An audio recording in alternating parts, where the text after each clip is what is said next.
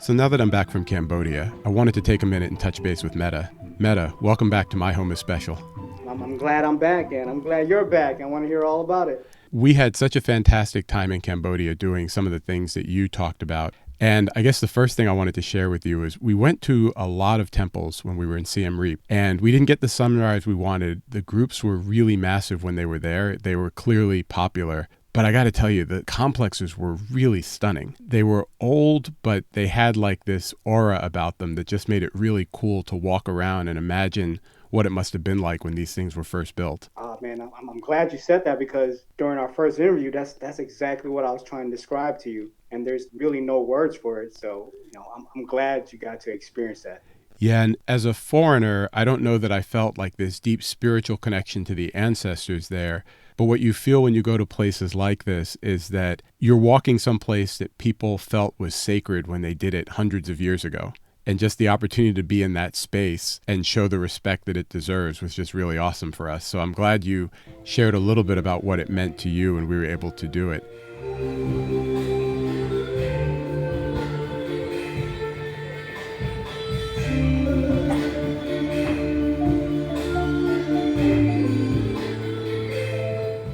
The other thing that we did when we went was we went and visited a former school that was used as a prison during the Khmer Rouge. And we also visited some of the killing fields. And you talked a little bit about that and what those places and that episode meant to your family. And it was just really impactful to be in that space and to read and really learn the history on the ground and again, walk in the places where some really horrible things happened. And I just wanted to come back and thank you for sharing, because it added a perspective that made the visits much deeper for us than just, going on a tour and sightseeing. Right. Yeah, I mean, especially with it being a part of our history, it's engraved within every Cambodian family history. And, those places that you visit, it's mind blown to me that, they have designated places like that to represent a part of history. And when it comes to the history within our family, it's like, it's not just that one prison. It's not just that one school. It's so many landmarks within every Cambodian family that you can walk down any street or anywhere in Cambodia and you're going to get a family that's going to remember or have a story about of that place right there where you're visiting or anywhere anybody's walking around. And, that reminds me, when we toured the site, it talked about what was happening at the site and who was at the site and how it was used. But they had photos of everybody at the intake, their intake photos. And it had the stories of different prisoners and different stories of what happened. And then at the end, you sort of get to a room and it shows you a map of all the prisons that were around the country. And you realize that you just spent hours and hours and hours reading a sliver of the stories at one spot. And there were hundreds of these spots around the country. Yep. And it's mind-blowing. It was mind-blowing for us to just spend that day. But again, we've been to, unfortunately, places with similarly tragic histories when we've been on tours. And this was just also very eye-opening. It's not something that we talk about a lot in our, quote, world history classes growing up. Yeah. And I just really appreciated the opportunity to go and learn and just be in that place for a little while. Right.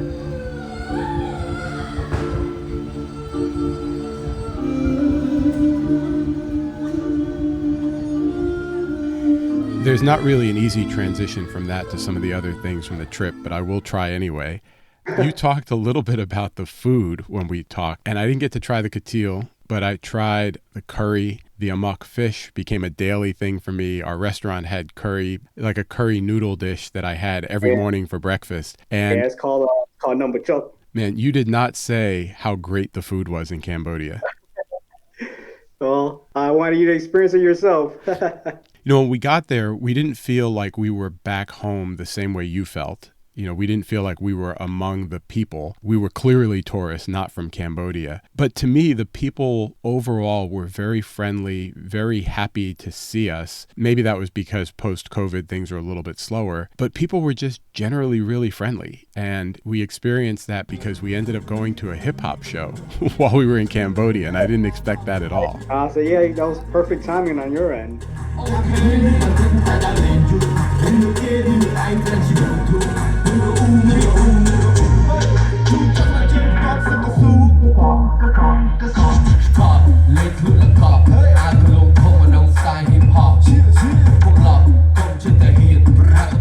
There was a German beer company that was hosting a 2-day music festival by our hotel. And the first night we went, they had some K-pop artists and some, I'll say, pop singers. And the second day, they had almost all hip-hop acts and Cambodian hip-hop. And it was just really cool because you go and you realize there's like kids, there's parents, there's grandparents, and everybody is just out and enjoying the night. It's not a concert where people are bumping into each other and stepping on each other. They're just out enjoying the night. And there was well over 1,000 people there. And it gave me a sense of what the community was like in Cambodia, at least for that weekend from my perspective as a tourist, as an outsider. And it just felt really great. And as you know from your crew, the culture brought people together. Yeah, definitely. And with hip hop being so worldwide now, it's Cambodian culture. It's so traditional, and it's taken a long time for the culture to finally accept hip hop as what you see or what you have seen. Yeah, it didn't happen overnight. It had to break a lot of traditional barriers just to get where we're at right now. But it's beautiful, man, to see how our culture is melting together, so to speak. And when you see Cambodian hip hop, it's not watered down American hip hop. It's actually Cambodian hip hop. You know what I mean? That is very well said. And the respect for the culture, the respect for each other, and the respect for the community around them was really evident throughout our trip in Cambodia. And I would sort of highlight it with that music festival because it was just a very different experience and very different than what I expected. And Cambodia was an awesome way for us to kick off Southeast Asia. And I just wanted to loop back with you and say thanks for sharing and setting the right stage for me and getting my head in the right space for when my wife and I went out there. It was really an awesome trip. Oh, man. Thank you. All I wanted to do was just have you experience or come close to experience what I felt. I know it's never going to be the same because everybody's experience is going to be different. But no, I'm glad to hear that you enjoyed Cambodia and you felt what I felt a little bit. Well, Meta, thanks for coming back on, and I look forward to catching up with you live at a jam sometime in the near future. All right, brother, take care. All right, bro, you too.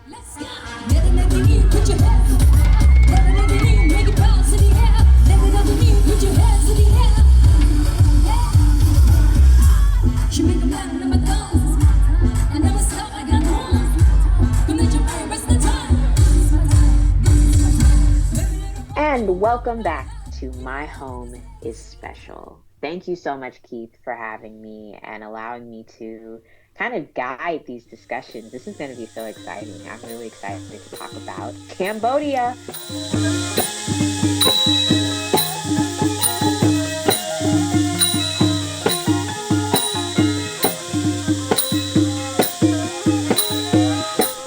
All right, let's jump right in. So Cambodia is a complete mystery to me. I never really learned about it as a country in like world history, like we discussed kind of last time. We didn't really learn world history and learn world history. I don't know anything about the country. So what are some main things that anyone just now learning about Cambodia should know based on your travels there? I wouldn't pretend to be a scholar of Cambodian history, so I want to be careful about overgeneralizing and making some bold claims. It is one of the countries we visited in Southeast Asia. It does have a long history of different kingdoms and rulers and is part of a lot of countries in the region. What was interesting to me is that a lot of the countries in the region are very different. They don't view themselves necessarily as cousins or close relatives like in South America or parts of Africa where the lines were just drawn where they were drawn. It really did feel like these countries were different. They don't share a common language. They don't necessarily share a common alphabet.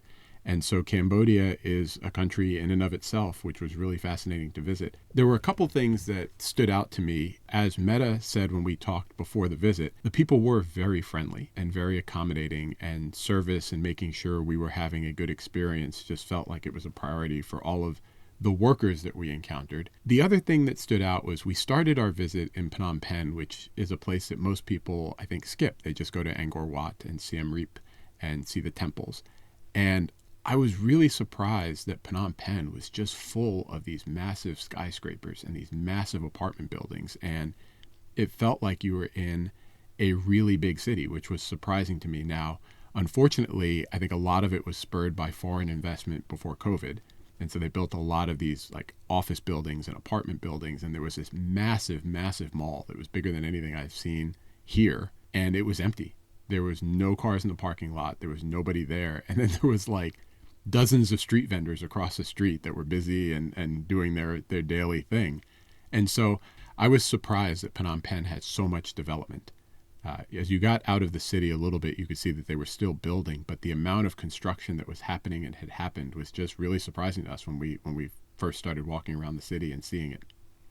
And how do the people move? What's the main form of transportation? It sounds like people are pretty nice. It sounds like you don't have to deal with the Chicago road rage there. No road rage, but the roads were different. So in most of Southeast Asia, we saw a lot of mopeds, and Cambodia was no different. There were just mopeds everywhere. And it was our first stop in Southeast Asia, so it caught us a little bit by surprise. The number of mopeds, I mean, you can picture hundreds of these things at stoplights, but also there were no stoplights. There were crosswalks, but there were no intersections. There were a few traffic lights in Phnom Penh. We didn't see many in Siem Reap, but it's like a school of fish. And so you see a little bit of a gap and you sort of step out into traffic and the mopeds just sort of maneuver around you without really stopping or slowing down. And so every time we went to cross the street, and I may or may not be traveling with someone who doesn't like to jaywalk, you just sort of take a leap of faith and you just say, well, I don't think they're going to hit me. And you just walk and they sort of maneuver around you in a way that's a little bit concerning. I should have taken more video than I did, but it was really fascinating. And it was sort of, I would describe it as like a peaceful chaos. And people were just generally nice in person and nice in traffic. And you just sort of go, and they weren't beeping at you and swearing at you. They just sort of go around you. They see you trying to get in and you go. And you weren't scared walking through this, what I envision as just a massive amount of people just all trying to travel in one direction. No, 100%. It was like a swarm of mopeds sort of coming at you, and you just sort of go out there. What I would say was different was that I usually try and find a local. That's my rule for crossing the street. Like when I'm in India or any other foreign country, I'm like, you know what? I'm not sure how I'm going to get across the street, but I will find a local and lock shoulders with them. And when they cross, I cross. Except there weren't a lot of those folks in Cambodia. So I did when I could, but for the most part, everywhere we went, like you could just sort of go, and they sort of understood that you were going to go and they were going to go around you, and they weren't in a big rush to go anywhere. So they weren't beeping their horn. They weren't driving like lunatics, and it just worked. And when we were in Siem Reap, there was an intersection that we had to go through to get to the restaurants we wanted to go to. And it was heavy traffic, both directions on both of these streets with no traffic lights, no stop signs. And it looked like one of those computer traffic simulations where like all the little dots just sort of go through each other and never crash. That's what it was like. And I just kept thinking, wow, we could never do that here because we're kind of a nation of assholes.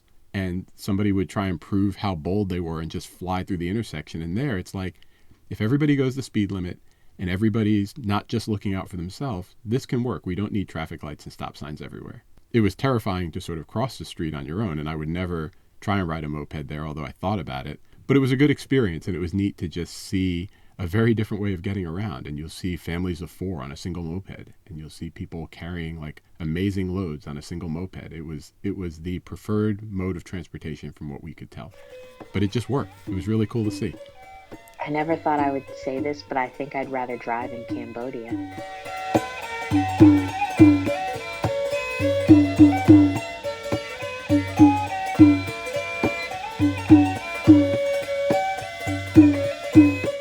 I guess for me, when I try to imagine Cambodia, I guess one of the biggest questions for me, or one of the biggest blanks, is how are people situated in living? Like, how do they live within this, what sounds like this kind of massive city center with a lot of things going on all the time? So I didn't see a lot of the residential areas like we did in other places. And I mentioned that there's all this construction and development that's happening. And our guide was really clear to say, like, we can't afford those places. You know, Cambodians can't afford those places. Those are for the Korean and Chinese people who buy up those apartments. And it was kind of sad in some ways because there's all this development and a bustling, you know, emerging area where it was sort of like Hipsterville. And it sort of kind of reminded me of South Africa where you can see it, but you can't go there. You know, if you live in certain parts of the city or the country, you can see it and you can walk by it, but you're not really welcome there. And I don't want to put too much on it because I don't know for sure. I didn't talk to people that were living there. But he took us to this spot after we went out into the countryside a little bit, and it was called the Factory. And it was like this really cool spot with these massive apartments going up. I mean, massive, bigger than any apartment buildings I've seen here in Chicago. And there was like 6 or 7 towers at least. Half of them were built, half of them were still under construction. But the ground floor where these were, kind of like presidential towers here in Chicago, they were all sort of connected to this giant complex that they called the Factory. And this guy basically is building this retail, arts, dance, music complex attached to these apartment buildings. And so you almost have like this entire community sort of self-sustaining ecosystem in there. And it was awesome to walk around. It was full of street art. So he had invited graffiti artists to come and basically mural the entire ground floor. And we were walking by, and there's all these smells from the food, and there's retail stores and high-end retail stores and sort of those t-shirt, sort of urban apparel stores. We saw a dance studio. It's like its own city inside a city. And it reminded me of like Maboneng in South Africa, where it's sort of this self-contained ecosystem that you can go visit, like an arts district, or Fulton Market here in Chicago, where you can just walk around and see and do different things all at once. And that was all really neat. And it was pretty cool to check that out and sort of see what the Cambodia of the future and what future generations might enjoy in the capital city of Phnom Penh. It kind of sounds like some of those big factory places here in the city that are being turned into like shops and vendor places. And it sounds like the youth are really building a culture in Cambodia, especially kind of probably more of a hip hop culture. For me, that was awesome. It was just a really neat place to be. And I look forward to going back when it's really fully up and running and the vision is fully realized. I think it'd be a really special place to spend some time next time I'm there.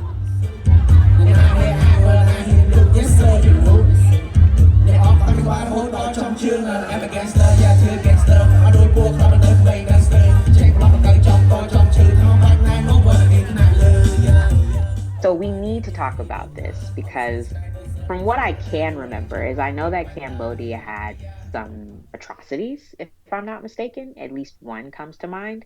How does that history get shared and told to people within the country and outside the country?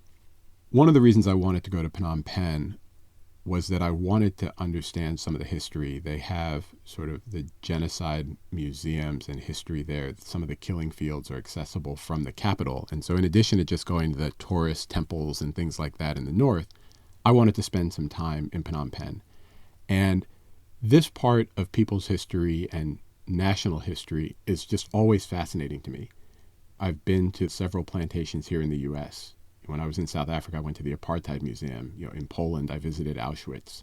In Cape Verde, we went to concentration camps. I didn't even know they had them in Cape Verde. And we went to Gorée Island in Senegal, or Rwanda's Genocide Memorial. And sort of everywhere we go, it's important to me to understand not just the culture and the people, but I think understanding where people are today requires you to understand some of the defining moments in their past. And this was no different. And so when we went to Cambodia, I really wanted to understand what exactly the Khmer Rouge was all about and what the killing fields was all about. I've heard about it, but I really had no idea. I just knew that there was this guy in the 70s who committed unthinkable atrocities on the population. And it was really time for me to go see and understand what had happened there.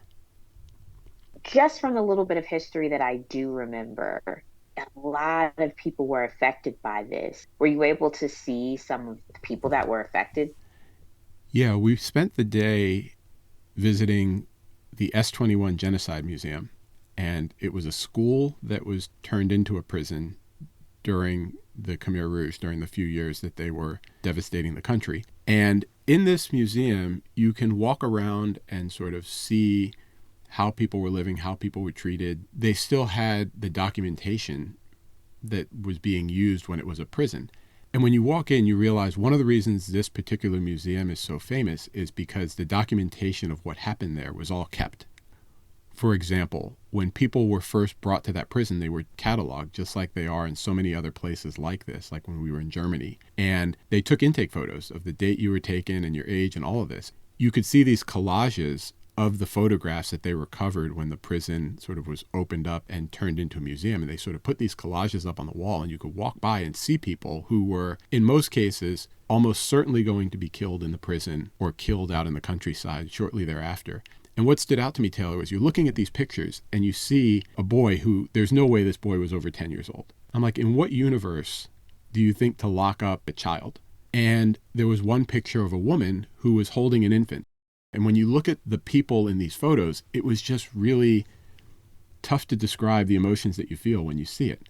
And the time we spent at the museum was hugely informative for us and a hugely important part of the Cambodia part of our trip. And we stopped and had something to eat afterwards and then went out into the countryside to the killing fields and got to see one of the many, many sites around the country where people who survived that prison were taken for their last moments.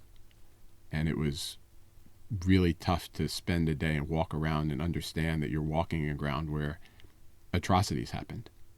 And it was a tough day. I think I can speak for many listeners when I say I think I appreciate the fact that you don't shy away from kind of seeing and facing this history that these different countries and different cultures have, and bringing back these stories for us to really learn from you, because I think this is a defining thing. And also this question is something that we really have to answer. What drives people to do such things to each other, to other human beings?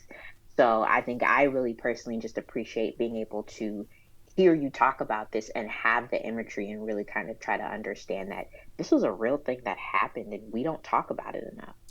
Yeah, and Taylor, I try to do it justice. There were some photos that I just refused to take while we were there, but I try and do justice to the grounds and the spaces, like all the other places we've been. I try and take respectful photos and understand that this is a memorial site. This isn't a tourist attraction. And so if people are curious, they can go to the website, myhomeisspecial.com or KBEV Photo and look under the World Travel Asia links. And you can see some of what I took photos of at both of these sites. And hopefully it's informative to them and helps them understand through images some of what we're talking about here.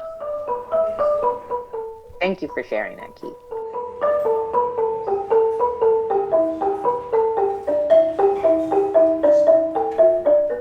To pick up on a little bit of a lighter note, I'm sure you saw some really cool performances, or at least got to witness some cool entertainment while you were there, because I know you're always on the hunt for it. So what were you able to see or experience? One of the things that was on our itinerary when we first got to Siem Reap in the northern part of Cambodia was a circus. And the circus was a really neat social enterprise. It was a bit like Cirque, so they had, clowns, but it was mostly live music and acrobatic feats. And it was one of those things where they're sort of uplifting people who are otherwise disadvantaged and teaching them circus arts, and not just as performers, but I think they're learning about the front of the house and the back of the house and sort of how to put on that production. And it was just a really fun night. It was like a one-tent circus out in the countryside. They had a restaurant, some other places, so people were making a whole night of it. We were exhausted, so we got there and just went to the show and came back. But it was a really neat opportunity to see people enjoying the performance and just enjoying a night out in Siem Reap.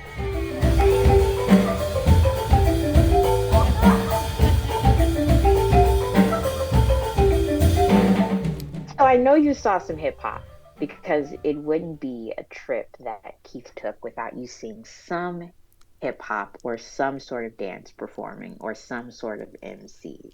My goodness, Taylor. So as we were driving to our hotel, we passed this park and we saw them setting up something like a festival. And our guide said, oh, they're having some kind of music festival here. I said, okay, cool.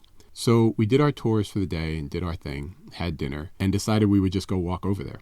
And it turns out this German beer company, Gransberg, had a 2-day music festival that was happening while we were there. So we went for day one and we saw these 5 women on the stage and they were performing. And I couldn't understand anything they were singing, but they just kept saying OMG.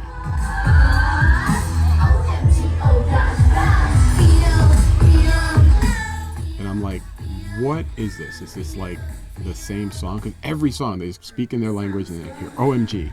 And it turns out they were the OMG Girls Dance Crew, a K-pop group and they were performing. And we stayed through their set, and then another woman came out, and she was Cambodian, but it sounded more like she was also singing K-pop. And then another woman came out and performed similar type music, and it was just really cool. What was wild was, as you were looking at the crowd, and they had probably 1,000 people there. There was no security. I saw no cops that first night. It was just people coming and enjoying the music festival, which again speaks a lot to just cultural differences. You know, no metal detectors, no police. Everybody just behaves because we're just trying to enjoy a night out and there's no reason to act a fool. But they had all kinds of food. And then they had like these, almost like a banquet scene. They had like these round tables of 10 set up, and they had about 100 of them. So everybody would just sit down and enjoy the concert. And then if you wanted to get closer to the stage, which I did, you would go up closer to the stage where they were performing, and there was a crowd there. But the crowd had, like, I would say teenagers, had adults, and probably parents or grandparents, all just sort of standing there. And so while I'm in the pit taking pictures, unlike every show I've ever been to here in the US, nobody's bumping into you, nobody's crowding you. It's crowded, but everybody has their own personal space. It was a little bit like when we left Carnival in Uruguay. And I'm thinking, how do we do things here at home? Because at home, this would be a madhouse. And there it was just like super chill. And that was day one at the music festival.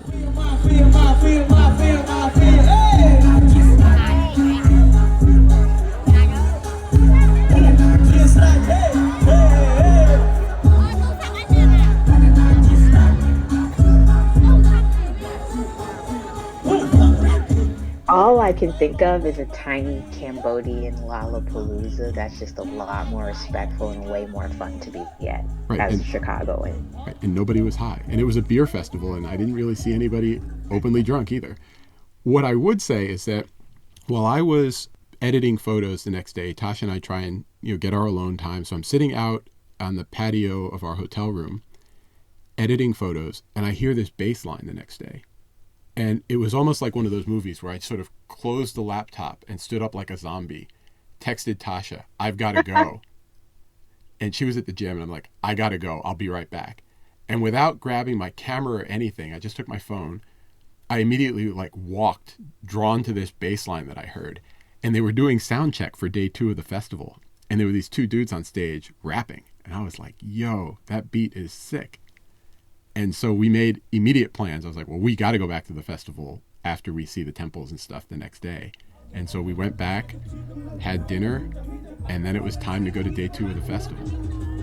And let me guess, you got your hip hop.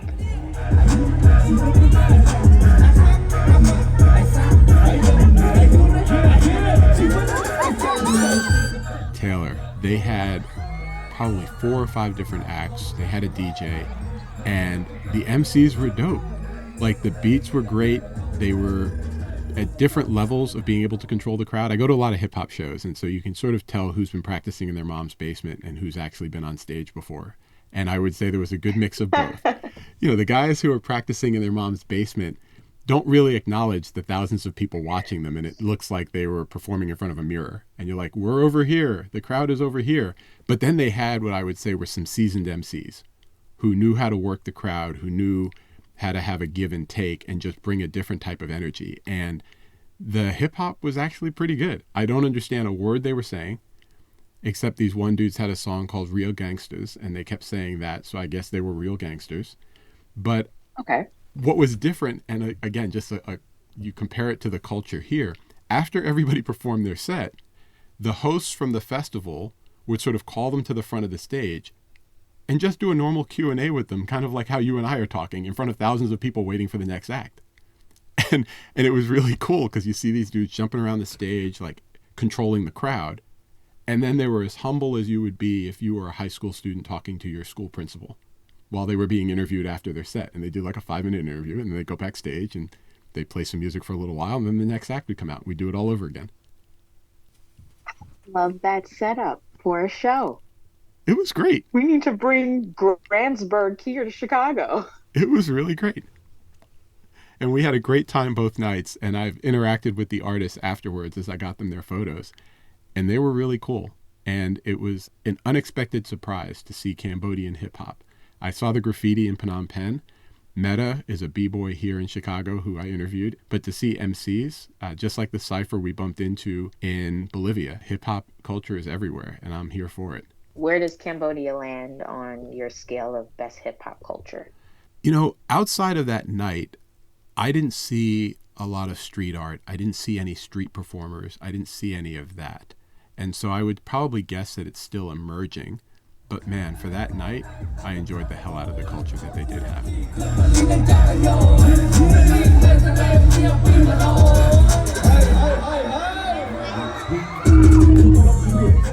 You kind of mentioned it at the beginning, but I think I remember this being a historical site that Cambodia is fairly known for, Angkor Wat, I think.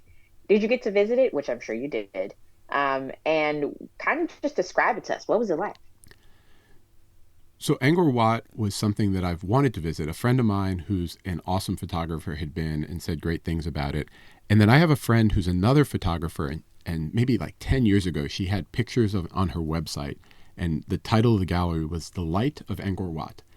And it was just these amazing pictures of how the light was hitting the temple. And Mehta talked about it as just having this immediate connection when he got to the grounds. And Angkor Wat was as good as advertised. We didn't get the sunrise that I wanted. It was hazy out, so I sort of missed the sunrise. And everybody is there. It's hundreds of people waiting for sunrise because it faces to the west.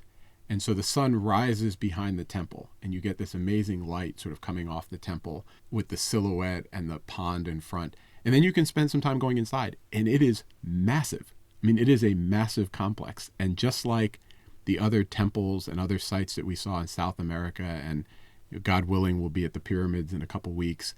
It's amazing what you can do if you have a leader who is hell-bent on making a grand statement about their leadership or their devotion to God, and you have effectively an unending supply of expendable labor for you to exploit. That's all I kept thinking. I was like, this thing took decades to complete. And it's amazing, and it's lasted for centuries. But you kind of wonder what life was like for the people that were building these temples. All of that said, the complexes themselves were really amazing to visit. The grandioseness of it all was spectacular. And they had some temples that were rehabbed or well-maintained. They had some that they decided to let nature take over. And so in one case, you had this temple. They actually used it in the movie Tomb Raider, where it's like these old stones, these giant blocks.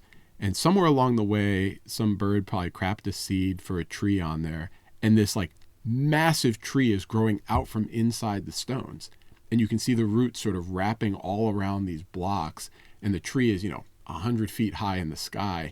And its root structure is just like completely intertwined with the stones themselves.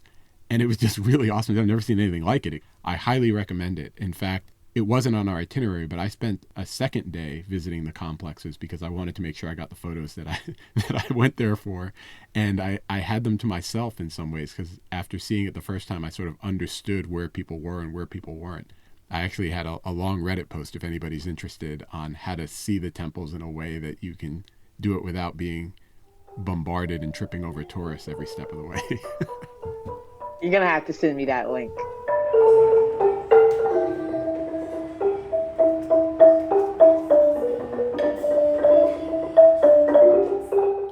This, as we know, is my favorite part.